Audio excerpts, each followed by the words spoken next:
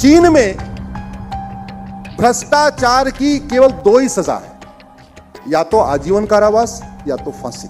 उपाध्याय जी जो हैं वो बड़ी मजेदार बात कर रहे हैं। वो कह रहे हैं कि चीन में जो है अगर कोई करप्शन करता है तो उसकी 2 सजाएं, या तो उसको मार दिया जाएगा फांसी के द्वारा या उसको आजीवन कारावास हो जाएगी। अब आप समझिए कि भारत में इससे भी बड़ी सजा है।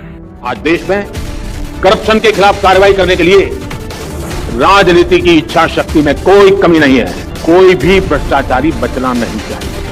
अब आप कहेंगे कैसे? भारत में जो हमारी सरकार है वो जो सजा देती है उसका नाम है आप हमारी पार्टी में आइए। भारतीय जनता पार्टी एक ऐसी वॉशिंग मशीन है जो बिना डिटर्जेंट पाउडर के ही दमदार सफाई देती है। एक तरफ से तथाकथित भ्रष्टाचारी डालो और दूसरी तरफ से क्लीन चिट निकलती है। अब आप समझिए जो दूसरी पार्टी का बंदा है जिसने सारी जिंदगी कसम खाई है कि हम उस भ्रष्ट पार्टी में नहीं जाएंगे। और मेरा ये मानना है कि बीजेपी एक गुंडों की पार्टी है, अनपढ़ गुंडों की पार्टी है। वो सिर्फ गुंडागर्दी करते हैं और पेट्रोनेज देते हैं गुंडों को। हम उस 2 कौड़ी की पार्टी में नहीं जाएंगे, हम मर ही क्यों ना जाएं, लेकिन हम उस पार्टी में नहीं जाएंगे। समझ रहे हो?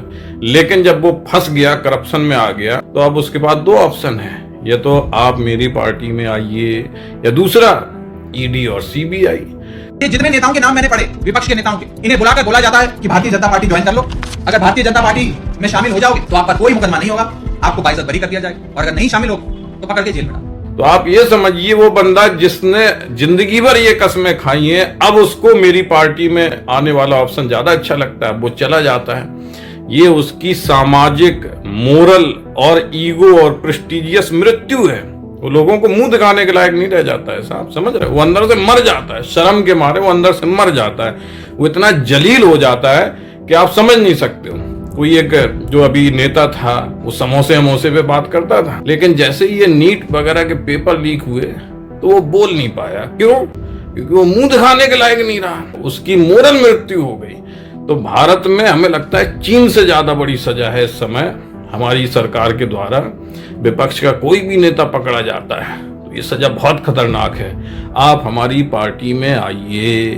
समझ रहे? बहुत नेता मर गया इसमें मोरली, उसका जो है मोरल रहा ही नहीं, उसकी इज्जत रही नहीं, उसका ईगो रहा ही नहीं, वो समाज में मुंह दिखाने के लायक नहीं रहा साहब। इंतजार कर रहे हैं अपनी फ्लाइट का, वो पानी पीकर पेट भर रहा है कि कहीं 250 रुपए की चाय और 350 रुपए का समोसा ना खरीदना पड़ जाए। मुझे बताते हुए खुशी है कि आपकी आवाज सरकार के कानों तक पहुंची और सरकार को यह फैसला लेना पड़ा कि अब देश के तमाम एयरपोर्ट्स पर एक अफोर्डेबल कैंटीन की शुरुआत करी जाएगी।